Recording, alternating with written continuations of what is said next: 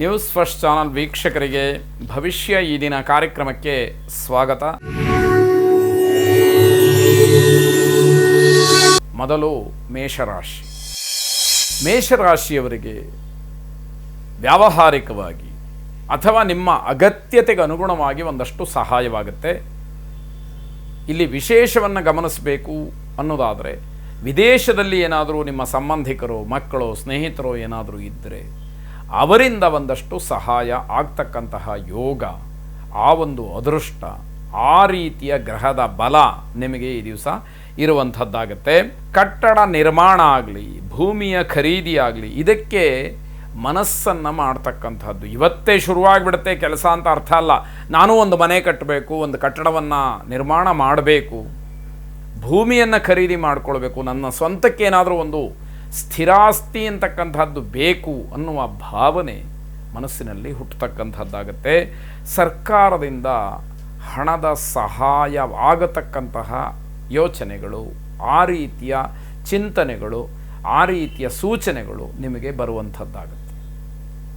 ಅರ್ಥಾತ್ ಅದು ಬ್ಯಾಂಕಿನ ಸಾಲ ಇರಬಹುದು ಅಥವಾ ಬೇರೆ ಇನ್ಯಾವುದಾದ್ರೂ ಸ್ಕೀಮ್ಗಳಿದ್ದು ಅದರಿಂದ ಅನುಕೂಲವಾಗ್ತಕ್ಕಂಥದ್ದು ಇರಬಹುದು ಅನ್ನುವಂಥದ್ದನ್ನು ಗಮನಿಸ್ಕೊಳ್ಳಿ. ಈ ದಿವಸ ಮಾಡ್ತಕ್ಕಂತಹ ಕೆಲಸಕ್ಕೆ ಕೆಲವು ಸಣ್ಣ ಪುಟ್ಟ ಅಡ್ಡಿಗಳಾಗತ್ತೆ, ಆದರೂ ಕೂಡ ಧೈರ್ಯದಿಂದ ಅದನ್ನು ನಿಭಾಯಿಸಿಕೊಂಡು ಮುಂದುವರಿತಕ್ಕಂಥದ್ದು ನಿಮ್ಮ ಶಕ್ತಿ, ಸಾಮರ್ಥ್ಯ ಅಂತಕ್ಕಂಥದ್ದು. ಖಾಸಗಿ ಕ್ಷೇತ್ರದಲ್ಲಿ ಕೆಲಸ ಮಾಡ್ತಕ್ಕಂತಹ ಉದ್ಯೋಗಿಗಳಿಗೆ ಅನುಕೂಲಕರವಾದಂತಹ ದಿವಸ ಇದು.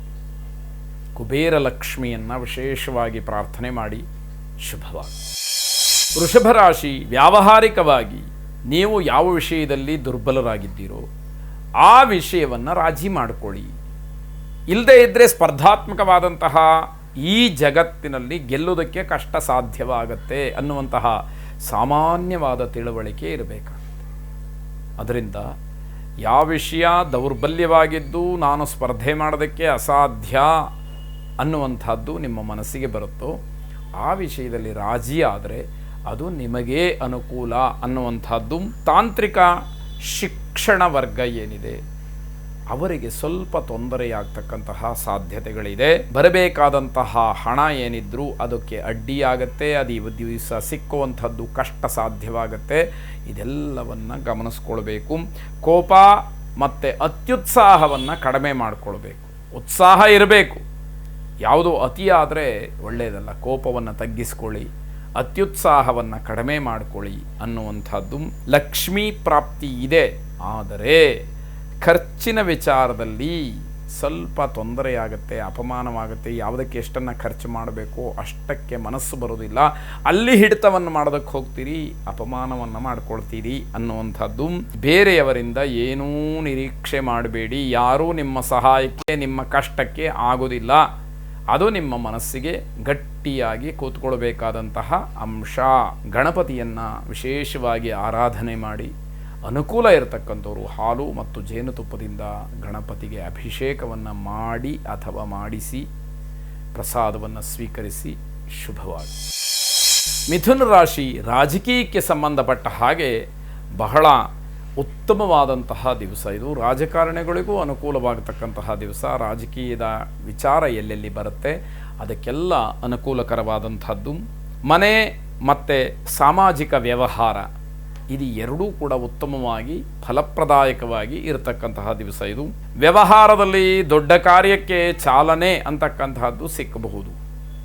ಶೂನ್ಯ ಮಾಸದ ಪ್ರಭಾವದಿಂದ ಕೆಲಸ ಮುಂದಕ್ಕೆ ಹೋಗ್ಬೋದು, ಆದರೆ ತತ್ಸಂಬಂಧಿಯಾದಂತಹ ಕೆಲವಷ್ಟು ವಿಚಾರಗಳು ಖಾತ್ರಿಯಾಗ್ತಕ್ಕಂಥದ್ದು ಈ ದಿವಸದಲ್ಲಿ ನಡೆಯೋದಕ್ಕೆ ಅವಕಾಶ ಇದೆ. ಅತಿಯಾದಂತಹ ಶಿಸ್ತನ್ನು ತೋರಿಸೋದ್ರಿಂದ ತೊಂದರೆಗೆ ಸಿಗಹಾಕ್ಕೊಳ್ತೀವಿ. ಶಿಸ್ತು ಇರಬೇಕು ಜೀವನದಲ್ಲಿ. ಎಷ್ಟಿರಬೇಕೋ, ಯಾವ ವಿಷಯದಲ್ಲಿರಬೇಕೋ, ಹೇಗಿರಬೇಕೋ ಇರಬೇಕು.